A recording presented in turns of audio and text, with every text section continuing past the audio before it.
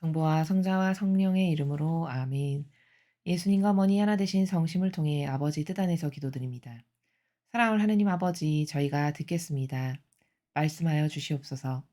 또한 아버지, 이 세상에 아버지의 뜻만이 인류를 다스리시고 지배하시고 통치하셔야 마땅하오나 아버지의 뜻 권한을 모두가 그 전체주의 세력이 도둑질하고 갈취하여 영혼의 우상으로 살면서 모든 이를 속여 눈멀고 귀멀게 한 그 마귀의 세력을 지옥의 뜨거운 불구덩이 속에 집어 던집니다. 또 이 마귀의 세력의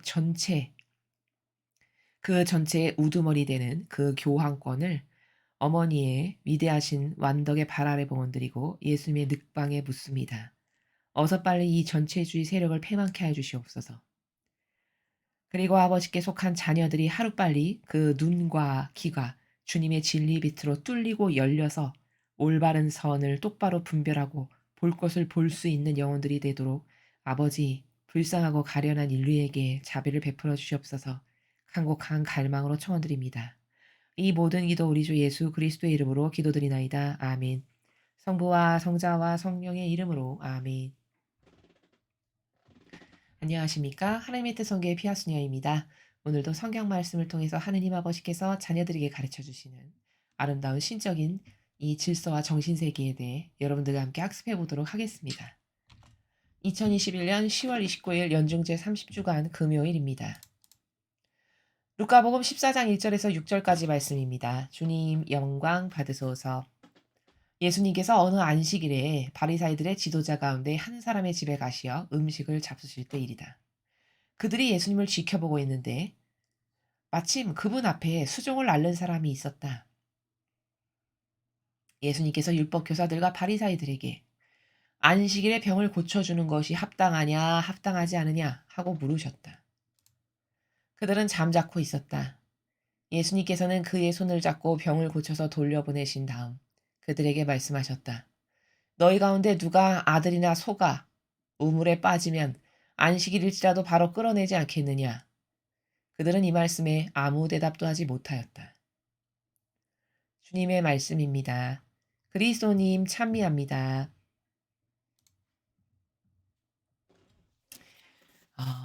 여러분, 우리가 세상에서도요. 아, 저 사람은 참 반감 들어. 이런 거 있죠. 이런 마음의 나라. 그러면 어떤 경우일 때 우리는 반감 든다라는 말을 할까요? 그건 바로 기준의 잣대가 달라질 때 참 반감 든다. 이런 말을 자연법에서도 합니다. 예를 들어 내 가족에게는 고무줄의 기준의 잣대를 이렇게 늘려서 재는데 저기 한 건너 이웃 사람에게는 고무줄을 이렇게 갖다가 댄다. 그럼 내 가족한테는 이렇게 넉넉하고 저 앞에 이웃집한테는 이렇게 팽팽하게 잰다면 이게 기준이 다른 거죠. 그렇죠? 이 자애심과 이기심, 자기밖에 모르는 사욕과 욕망이 이렇게 나쁜 겁니다. 이게 바로 그 사욕과 욕망, 자기 가족 내 것밖에 모르는 자애심과 이기심 때문에 내 거에 대해서는 관대하게 이렇게 재고 남의 것에 대해서는 이렇게 갖다 재면 이게 바로 제3자가 봤을 때 '아 저거 참 반감 드네.' 이렇게 이야기를 하는 거거든요. 요게 좀 적나라하게 표현하면 이런 게 바로 하느님께 찍히는 순간입니다. 왜? 하느님은 공명정대하신 분이시기 때문에 이런 것에 대해서 아주 유심히 보십니다. 이게 하느님께 찍히는 순간이에요, 이런 순간들이. 그런 무서운 거를 영적인 게 다 닫혀 버렸기 때문에 사람들이 잘 모르는 거죠. 지금 오늘 예수님께서 말씀하신 행간의 나라를 보면은 자 여기 보십시오. 식사에 초대를 받아서 인제 바리사이 집에 가신 거예요. 그래서 막 음식을 잡수시는데 앞에 그냥 가엾게 수종을 앓는 사람이 앉아 있었던 거죠, 그 가신 곳에. 그랬는데 예수님께서 지금 말씀하시는 이 행간의 나라를 잘 보십시오. 아무도 예수님께 질문 안 했어요. 물어보지도 않았는데 예수님께서 먼저 율법 교사와 바리사이들에게 안식일에 병을 고쳐 주는 것이 합당하냐 합당하지 않으냐 이렇게 먼저 말씀을 하세요. 이거는 왜냐하면 왜 이렇게 하셨을까?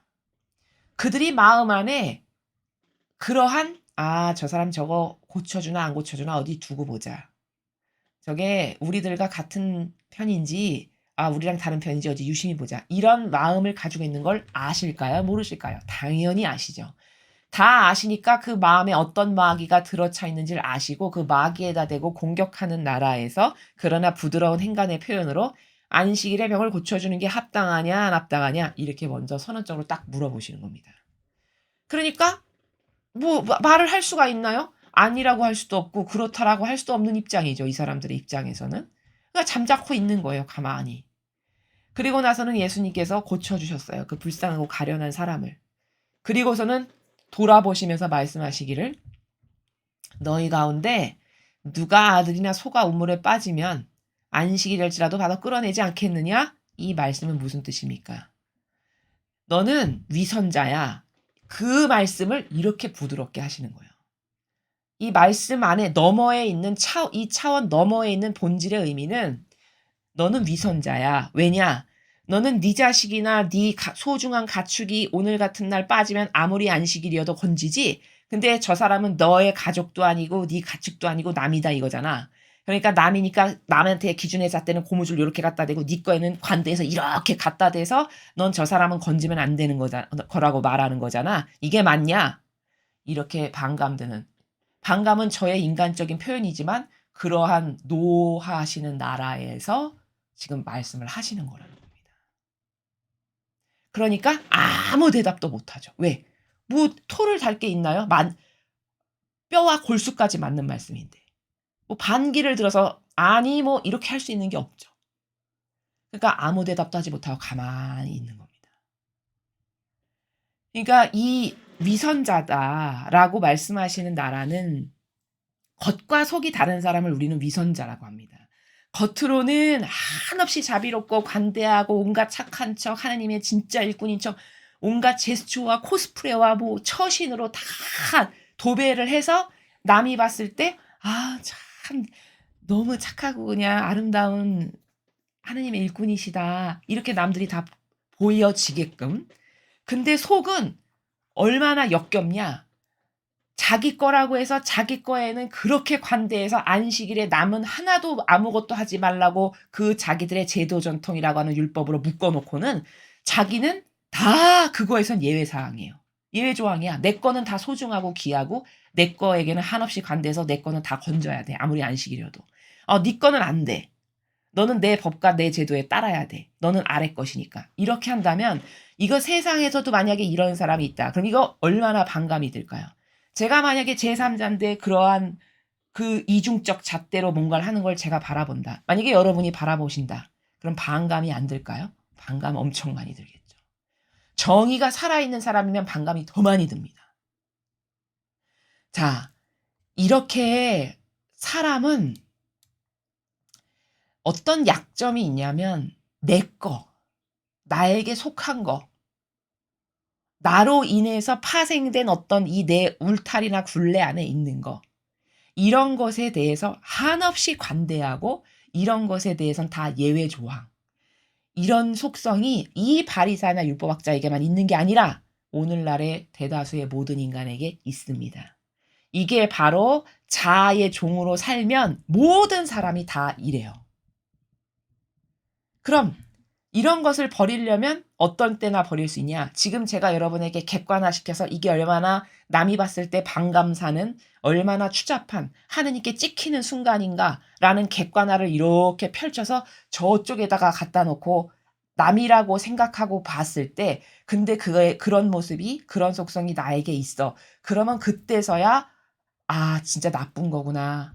진짜 반감 들겠다. 이거 고쳐야 되겠구나. 이거 버려야 되겠구나. 그때서야 되짚어 보면서 버릴 수 있는 이런 게 인간의 자아의 종으로 살아가는 인간의 한계성이라는 겁니다. 하느님은 순수성을 정말 좋아하세요. 정직성, 순수성, 진실한 것 이런 거를 하느님이 정말 좋아하시는 속성이신데 그 순수하지 못한 그 뭔가 가리고 처신하고 뭐 아닌 척하고 나를 이런 존재로 보아줬으면 해서 뭔가를 여기다 가져다 놓고 하는 이러한 다양한 것들 이거 다 역겨운 거라고 보시는 거거든요. 순수는 뭐냐? 겉이나 속이나 똑같은. 아이가 뭐 가리고 아장아장 걸어 다니는 아이가 가리고 소변 보나요? 그냥 아무 데서나 소변 보죠. 그럼 어른도 아무 데서나 소변 봐야 된다는 말이냐? 그 말이 아니라 그렇게 가리는 게 없이 겉과 속이 똑같은 그 순수성의 향기를 하느님은 아름답다고 하시는 거거든요. 그럼 인간이 얼마나 정직해야 하느님 앞에 역겨운 것을 뿜어대지 않을 수 있을까요?